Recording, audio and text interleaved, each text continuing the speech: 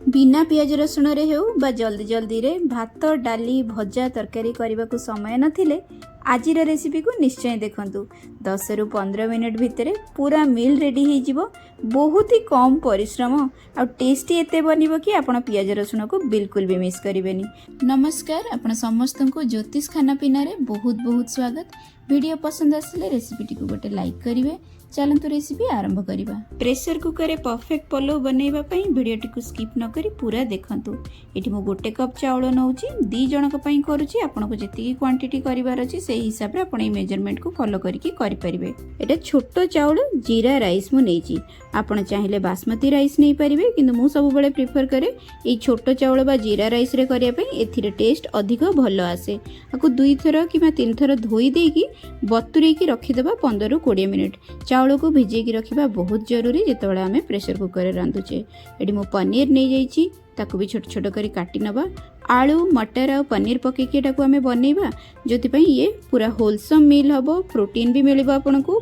गोटिए खाइबा रे ही आपनकर सब रिक्वायरमेंट पूरा हे जिवो। टेस्ट सहित हेल्थ भी रहिबो एथिरे। एई पलाउ को आपण दही बैगन रायता बा प्लेन दही सहित भी खाइ परिबे। एठी नै जिबा गोटे मुठा काजू आउ किछि किसमिस। काजू किसमिस ए राइस रे बहुत बढ़िया टेस्ट दिए। प्रथमे हमें काजू किसमिस को भाजी की आकु हमें साइड करके रखि नबा। तो मैं एठी गुआ घी रे एटाको भाजुची। आपण तेल रे भी भाजी परिबे, किंतु घी रे टिके बासना भलो आसे, टेस्ट भी अधिक बेटर आसे। सब बेले काजू किसमिस भाजिला बेले टिके फ्लेम कम रखी करिवे। मु टिके छाडी देली बोली एथरे कलर आसी गला अधिक।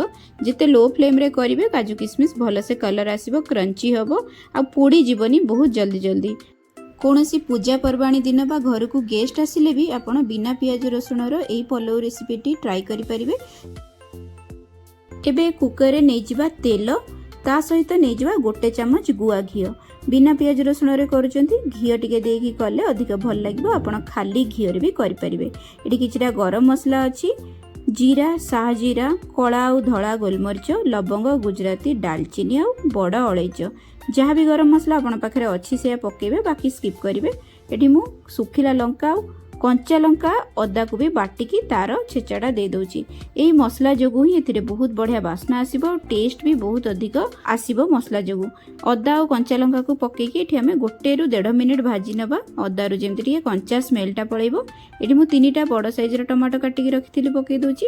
एबे टमाटो को हमें भलो से कसी नबा, जेमति टमाटो एकदम फिटिकी तेल मसला रु छाड़ीबा जे हमें कसीबा। मु कम क्वांटिटी करूची तो मोर एठी 5 मिनिट भितर एटा हे जिवो। आपण जदि अधिक क्वांटिटी करथिबे आउ टिके समय लागिवो।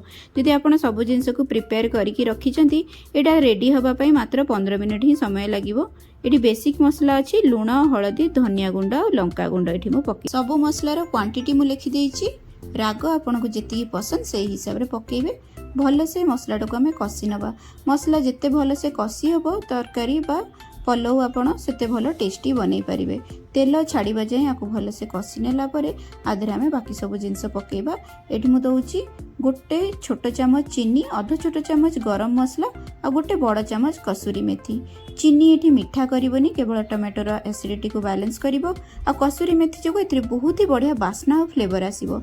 एठी मु यूज करची फ्रोजन मटर। फ्रेश मटर टाको मु फ्रीज करके रखि देइथिली, आपण फ्रोजन वाला भी यूज करि परिबे।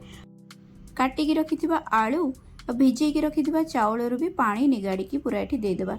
एठी देखि पारथे अल्प टिक्के पानी एठी अछि, पूरा निगाड़ी निमु चलिबो, कारण मु एठी जीरा राइस टा यूज करछि। जदि आपण बासमती राइस यूज करचंती ताले पानी टाको पूरा निगाड़ी की देबे, कारण बासमती राइस आउरी कम पानी लागे सेथिरे। बहुत जल्दी नहले भात एकदम चिपचिपा हेकरी बनिबो, लागी जिवो। सबको आमे एठी मिसै नै कि पानी टाको बिल्कुल मापी की दबा। गोटे कप मैं एथिरे चाउल पकेइथिली तो एथिरे मापी की ही एक्जाक्टली 1.5 कप पानी दउची।